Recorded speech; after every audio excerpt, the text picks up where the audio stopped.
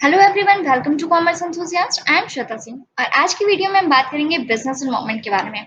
यहाँ हम स्टार्ट करेंगे बिल्कुल बिगिनिंग से कि बिजनेस एनवायरनमेंट क्या होता है। तो शुरू करते हैं। It refers to the surrounding in which the business exist. Simple सी डेफिनेशन है कि एक ऐसा एनवायरनमेंट जहाँ पे बिजनेस रहता है। एग्जाम्पल से समझते हैं इसे।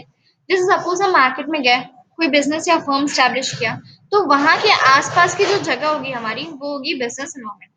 जो भी होगा आसपास सब बिजनेस एनवायरनमेंट में ही आएगा, जैसे कि हमारे कस्टमर्स, आसपास के शॉप वाले सब लोग, ये बिजनेस एनवायरनमेंट है।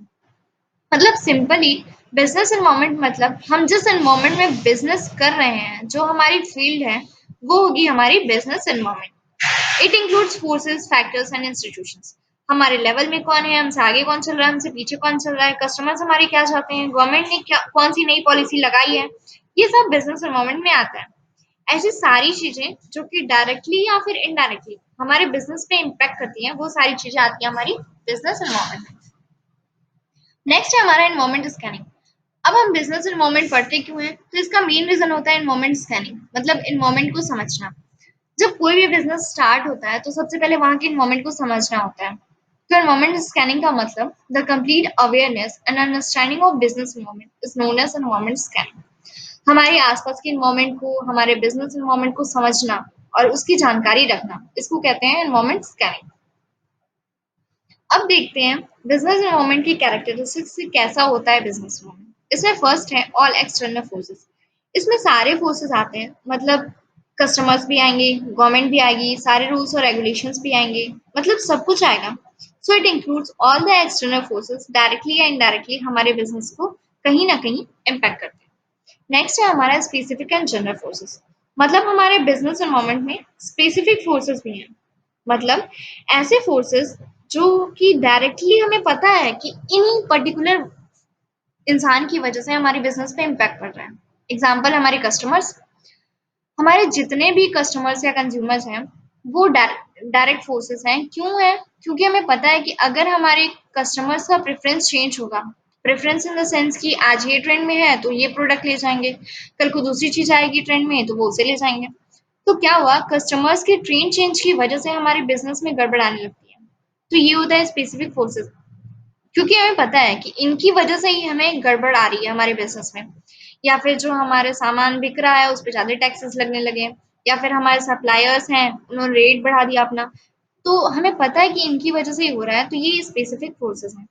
अब देखते हैं जनरल फोर्सेस। जनरल फोर्सेस का मतलब कैसे होगा इसको तो पता नहीं है, बट डायरेक्टली या इनडायरेक्टली हमारे बिजनेस पे इम्पैक्ट कर रहे हैं। जैसे सबसे बेस्ट एग्जांपल, 500,000 की नोटबंद हो गई थी। अब इससे हमारे बिजनेस पे कितना इम्पैक्ट पड़ा, ये हम कैलकुलेट नहीं कर रहे हैं, बट इसका इम्पैक्ट तो पड़ा। क्यों? क्योंकि अगर डिमांड कम होगी, डिमांड कम क्या बहुत कम हो गई थी, लोग कुछ खरीद ही नहीं रहे थे, तो ऑटोमेटिकली ये जनरल फोर्सेस है जिसको हम नेग्लेक्ट नहीं कर सकते। तो हम ये नहीं कह सकते कि इस पर्टिकुलर इंसान की वजह से हमारे बिजनेस में मतलब अप डाउन हुआ है या फिर इम्पैक्ट पड़ा है इसका, बट हम ये कह सकते हैं कि ये जनरल फोर्सेस है और इसका इम्पैक्ट हमारे बिजनेस पे पड़ा है। अब नेक्स्ट हमारा इंटररिलेशन। इंटररिलेशन का मतलब हमारे बिजनेस एनवायरनमेंट के सारे फोर्सेस एक दूसरे से इंटरलिंक्ड हैं। For example supplier, customers, government, सब एक दूसरे से रिलेटेड हैं। अब गवर्नमेंट ने कहा 500,000 की नोट बंद होगी, तो कस्टमर्स अपना डिमांड ही कम कर दिए, कम या फिर कह सकते हो बंद ही कर दिए। कुछ टाइम के लिए तो बंद ही था। सप्लायर सब कैश में पेमेंट लेना बंद कर दिए, कहने लगे कि डायरेक्ट अकाउंट में ट्रांसफर करो या फिर चेक से पेमेंट करो। तो ये सारी चीजें आपस में इंटरलिंक्ड हैं, एक दूसरे से रिलेटेड हैं। नेक्स्ट है हमारा अनसर्टेनिटी। अब अनसर्टेनिटी मतलब होता है कि ये तो मतलब जिसका हमें पहले से मतलब पता नहीं होता है कि ये चीजें होने वाली हैं, अचानक से वो हो जाती हैं। और बिजनेस स्टडीज के हर बच्चे को इसके बारे में पता है। तो बिजनेस एनवायरनमेंट में हमें पहले से पता नहीं होता है कि ये चीजें होने वाली हैं, because this environment is uncertain. अब किसी को रात को 7 बजे तक नहीं पता था या 7:30 बजे तक भी नहीं पता था कि 8 बजे नोट बंद होने वाला है, बट 8 बजे अचानक से नोट बंद हो गए, तो ये इन्वायरमेंट में अनसर्टेनिटी आ गई। अचानक से वो चीजें हो गई, ये अनसर्टेनिटी हुई। नेक्स्ट है हमारा डायनेमिक। डायनेमिक मतलब रेगुलर चेंज होने वाला। लाइक एक दो दिन पहले तक लोग 500,000 की नोट बचा बचा के रख रहे थे, अब एक दो दिन बाद वही चीज ले जा रहे हैं, वही पैसा लेके जा रहे हैं, भाग रहे हैं, उसको ले जा रहे हैं, बैंक में डिपॉजिट कर रहे हैं। तो ये होता है डायनेमिक। कभी भी चेंज हो सकता है, कभी कांस्टेंट नहीं हुआ है। लाइक पहले स्कूल में फोन अलाउड नहीं थे, कोरोना आ गया तो फोन में ही स्कूल हो गया। तो ये हो गया हमारा डायनेमिक। अब नेक्स्ट हमारा कॉम्प्लेक्स। कॉम्प्लेक्स का मतलब उसे समझना बहुत मुश्किल है।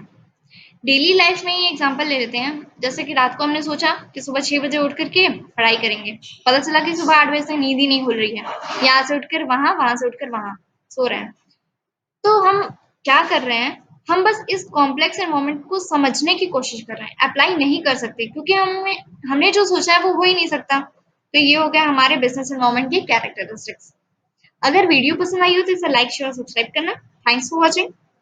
फॉलो करो मुझे इंस्टाग्राम पे कॉमर्स एंथुसियास्ट।